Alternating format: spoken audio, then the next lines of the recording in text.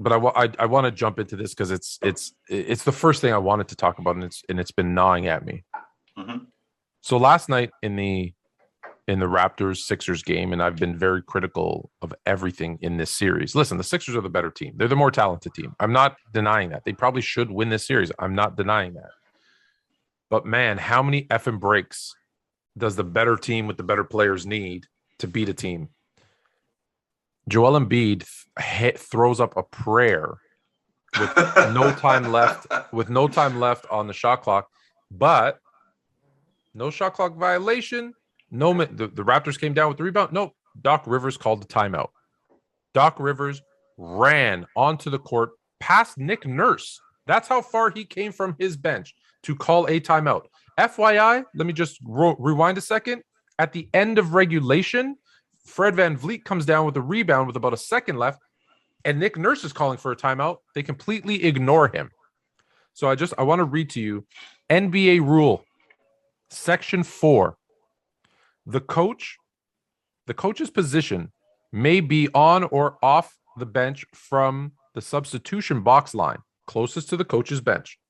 A coach is not permitted to cross the midcourt line, and if they do, they will be assessed an unsportsmanlike technical foul.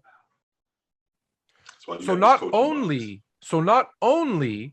should Joel Embiid's three-pointer that won them the game in overtime not have counted, it should have been Raptors ball, shoot a T, which probably puts them up by a point, and the ball with no time left in overtime.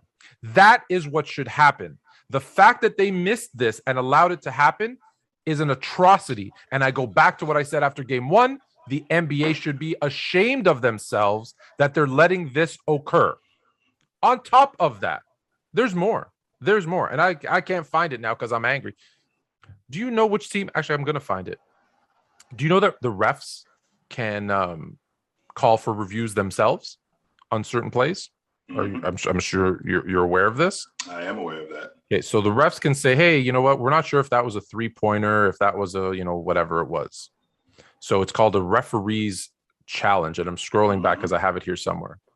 So if there is, 3-point shot clock violation, the refs can review these things. Now, you can only do it, Tone, late in the game. So in the last 2 minutes of the game is the only time you can do it. I can't do it. So, like, for example, if the ball goes out of bounds, I can go review if I got that right. They don't need the time. I can review that in the last 2 minutes of the game. Yes. So what team do you think in this NBA playoffs has had the refs challenge more than any other 2-1 over any other team in the NBA? Let me take a guess. I don't think it's Brooklyn. No. How about Phoenix? I think you know who it is. Why I'm bringing it up. Would it be Toronto, Tom? Yeah, it's Toronto. Like there's one where Fred VanVleet is 3 feet behind the 3-point line, and they reviewed it to say, was it a 3? Come on, man. What are you doing? Yeah. I love my conspiracies, but don't make it so obvious. The Sixers are the better team. They have more talent. They're the higher seed. They have home court advantage. They don't need the extra stuff. I don't need any more help. I think I'm good. But let me just stick to the technical because people think I'm getting on my soapbox, and I'll stop. I don't know if you were watching. I did.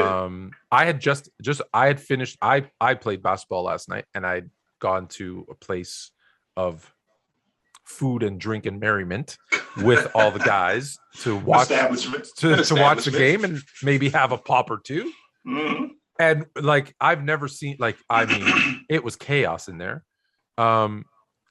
If you were watching, I was watching. Did you throw your hands up and what the the call at the end of the game with officiating? As you know, Tone, I refereed for 5 years, and as an official, one of the things that we have to know are the rules. You would think we have to know the rules more than anything. We got to know the rules, and there's a reason why you have a coach's box. Not only is there a reason why you have a coach's box, we mention that to the coach during the game. All right, coach, that's far enough, coach. He does not have to come all the way over to the other side of the floor, because me standing in the trail position, that's the guy closest to half court, me standing in that position, I'm checking for him anyway to see if he's calling timeout. You know why? Because I'm not watching the ball. There's two other guys out there. I'm watching what's going on in front of me, and I'm seeing if I can hear Coach Doc Rivers. I can hear him say timeout, timeout, timeout, timeout. He doesn't have to run that far over to me to call timeout. That's first of all. Number two, with all of that being said, Tone, I thought that Tobias Harris did a really good job on Siakam. He did a great job on Siakam. I thought that especially late in the game, especially. Absolutely. I thought he did a really good job on Siakam. Siakam wasn't nearly as aggressive. Not just going to the basket in the mid-range. He was making it really difficult on him, almost to the point where he plays him to a tie. So when Tobias Harris plays Siakam to a tie, I'm living with that. Mm-hmm. Now, the difference is, what do they have or what do we have that they don't have? I've already said it to you, Tone. I can give you this. I can give you that. At the end of the day, I have Hakeem Olajuwon. You do not. And that's the difference in this right here. No, yeah, 100%. And let's not forget. Let me not put it all on the officials and the Sixers.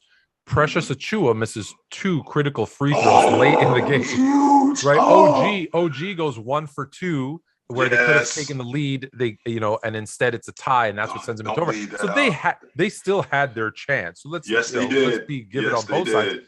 But it's those little.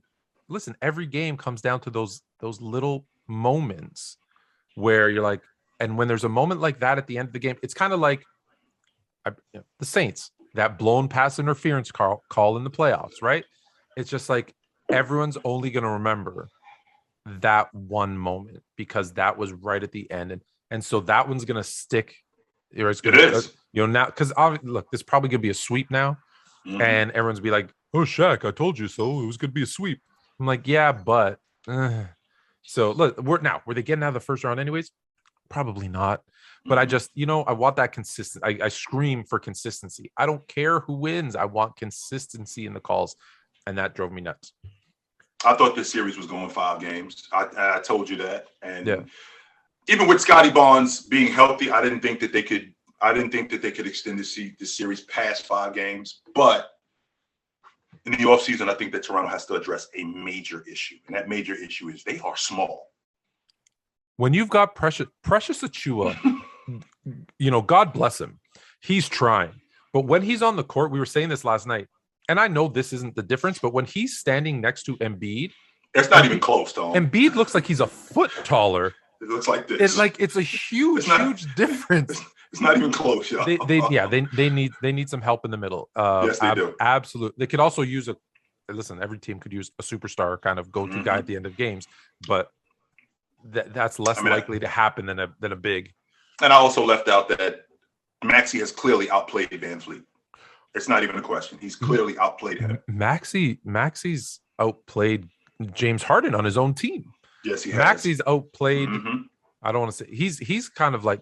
He's on Kyrie Irving's levels so far into the playoffs. Like he's been dominant, which is incredible. Well, you said it yourself, Tone. It looks like it's a different gear with him. Like it looks like he's just running faster than you. He's sharper than you. He's running faster than you. He's more precise than you. Especially when I see him in transition against Van Fleet, it looks like it's a bull chasing a bullfighter who can't really run that fast. That's what it looks like. I said last night at the bar, I was like, man, he looks like he's a step faster than everybody on the court. And you know what they did? They laughed. They go, 1 step? Right. Try like a couple of steps faster than everybody else. Yeah, it's just good. Hey, we've been talking about Maxey all season, and he's just continued to play fantastic. Yeah.